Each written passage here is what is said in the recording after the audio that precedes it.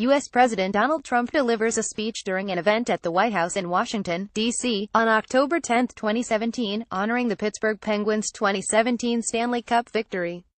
Mandel non-FBGT images President Donald Trump, who at this point in his first term is about as likely to be awarded the Nobel Peace Prize as is he to win the Conn Smythe Trophy, welcomed laureates from both leagues to the White House Tuesday, absorbing foreign policy advice from Henry Kissinger before hosting the Pittsburgh Penguins in a laugh-happy fun fest that cast the multinational, multi-year Stanley Cup champions as blithe, blissful, and, in some eyes, politically blind.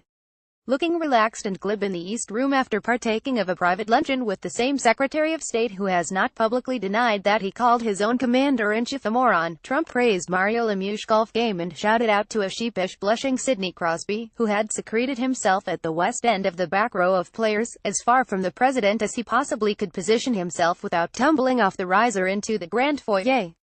Watch Penguins coach Mike Sullivan on the right of athletes to protest Trump lamented the Penguins' domination of his hometown New York Rangers, who have won the Cup exactly once since the Donald was born in 1946, uncharitably dubbed Crosby and Evgeny Malkin as the two-headed monster, and labeled the Penguins as true champions and incredible patriots, though he didn't specify toward which of their native countries, Canada, Russia, Sweden, Finland, Germany or the United States, their praiseworthy fealty was directed. A crowd of Pittsburghers and Pennsylvania politicos jammed the Gilded Chamber, chanting and cheering their heroes, who, in a marked break with tradition, neither presented a team jersey or other gift to the president during the ceremony nor posed with him beside the gleaming cup.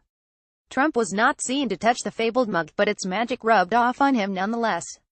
Had the Penguins fallen in last spring's final to the Nashville Predators, the president would have had to invite Tennessee's Bob Corker, the same senator who has called the Trump White House an adult daycare center and accused the president of leading his nation to the brink of World War III. Related how Donald Trump's past with pro football revealed his true self. National Hockey League president Gary Bettman, who was front and center when the Penguins visited Barack Obama last October, skipped the White House to attend the first home game of the Vegas Golden Knights in that shining, shattered city.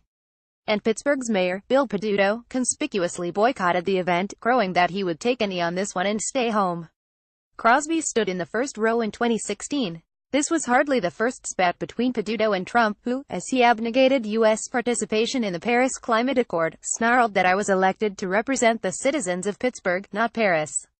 Fact: Hillary Clinton received 80% of the vote in Pittsburgh, Peduto tweeted back. Pittsburgh stands with the world. On this day, at least, it was enough for the president that the Penguins stood with Trump.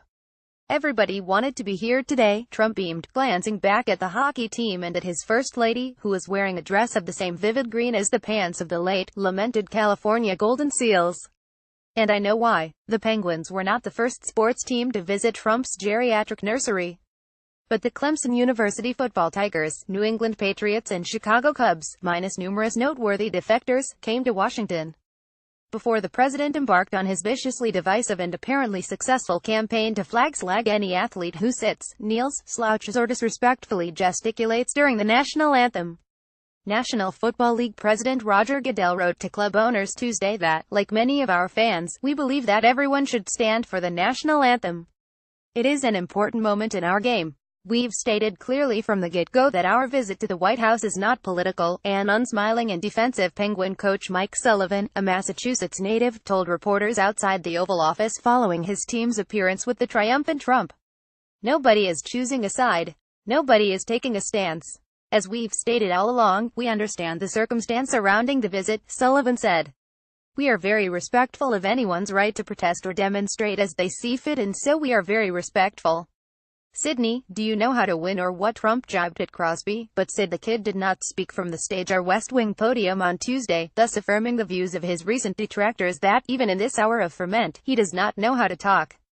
I can't speak for everyone else, but I just grew up under the assumption that at WASNT something really brought into sports, Crosby offered 2 days before the Washington trip, abjuring politics altogether. This young season, only Tampa Bay Lightning forward J.T. Brown, an African-American from Minnesota and the son of a former NFL player, has made an overt show of protest during the performance of the Star-Spangled Banner. You embody the values of dedication, discipline, and hard work, Trump told the Penguins Tuesday. To every young American watching today, we encourage you to always strive to be your best, to do your best and to give your all. In at least recognizing Lemieux, he exceeded President George H. W. Bush, who greeted the Pens when they won the Stanley Cup for the first time in 1991. "Believe me, he didn't have any idea who I was," Lemieux said that day. But Trump saved his warmest words for Ron Burkle, the billionaire who, with Lemieux, owns the Stanley Cup champs. "It's great to have you, Ron," Trump chimed. "But I really mean that. If you want to get involved in negotiating NAFTA, I like it. Because we're renegotiating NAFTA, Ron." Meanwhile, the indestructible Kissinger, whose age exceeds Crosby's uniform number by 7, made only a few remarks preceding his appointment with Trump, saying only that it's always a great honor to be in this office, and I'm here at a moment when the opportunity to build a constructive, peaceful world order is very great.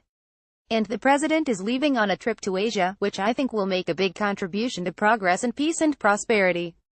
Trump will travel in early November to China, Vietnam, Japan, the Philippines and South Korea, well within missile range of his arch-nemesis, Rocket Man. He frequently has sought Kissinger's advice on foreign relations, though it is not known whether their latest meeting included a discussion of Kissinger's his own famous genuflection of August 1974, when, as journalists Carl Bernstein and Bob Woodward reported in their book The Final Days, he and Richard Nixon famously took a knee, prayed, and wept together in the Lincoln sitting room on the eve of Nixon's resignation. "What have I done? What has happened?" Bernstein and Woodward reported Nixon sobbing as Kissinger knelt beside him. Kissinger touched the president, and then held him, tried to console him, to bring rest and peace to the man who was curled on the carpet like a child. "Usually I say, have you ever been in the Oval Office?" another president said Tuesday, sitting with the same man, and with Henry Kissinger. I didn't bother asking that question. More about Donald Trump.